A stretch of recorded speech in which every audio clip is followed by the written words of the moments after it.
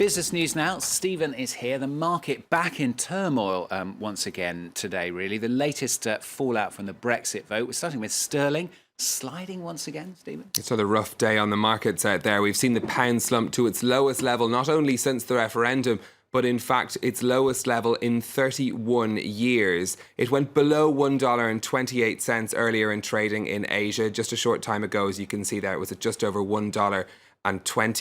Now, the last time sterling hit that level was on the 20th of June 1985.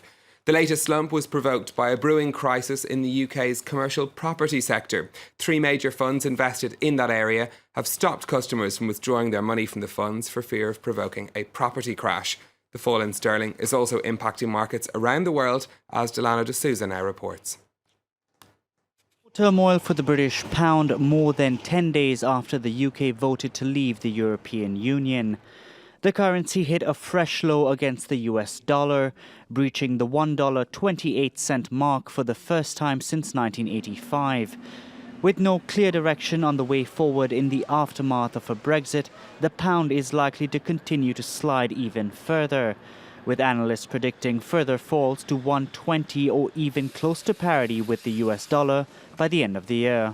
I think it's fairly likely the British pound continues to suffer very sharp moves on any headlines, what have you, and also risk remains to the downside until further notice. A weakening pound benefits British exporters but makes imports to the country more expensive. The currency's fluctuation is also having an impact on markets across the world. On Wednesday, the yen in Japan soared, making local exports more expensive. Car makers tumbled, and this resulted in Japanese shares dropping by more than 2%.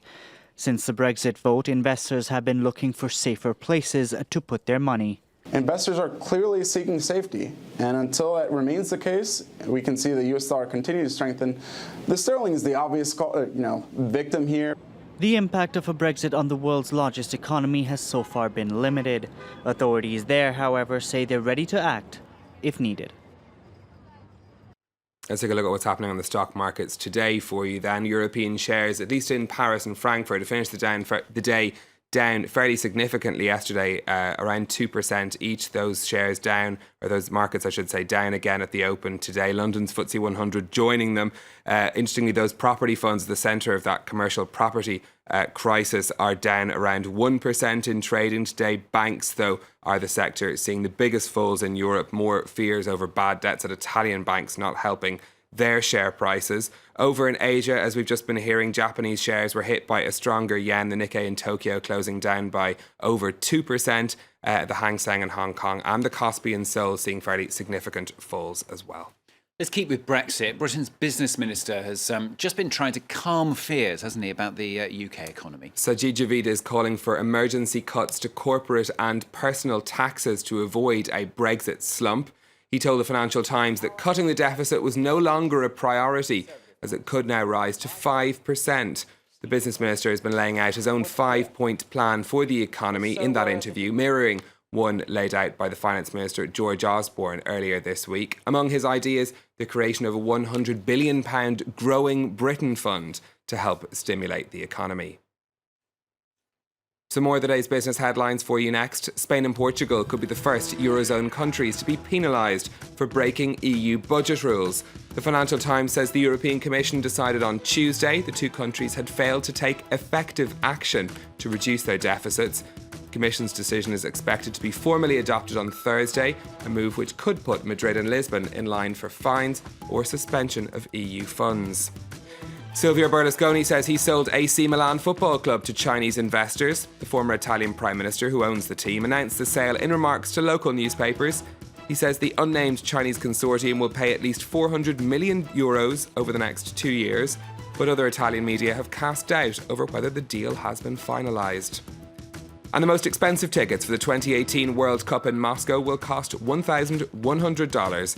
That's an increase from $990 in 2014 in Rio. Organisers FIFA announced the ticket prices on Wednesday, an average increase of 16% on the last tournament. Russian residents, though, will be offered significant discounts. Like this one, Stephen's got a sneak preview for us. What is it, Stephen? It's the new €50 note, the latest in the new banknotes being unveiled by the European Central Bank. Now, it has more security features, like the rest of the €50, and also will include that image of Europa, the watermark that you can see there, the figure from Greek mythology. Now, the €50 note is the most used of all euro notes. It accounts for 45% of all euros in circulation. This new bill will be available from April of next year, and it costs between 6 and 10 cents to make. If only it was that easy. Exactly. Not the most used by me. I can only afford a 5. Don't believe that. €50.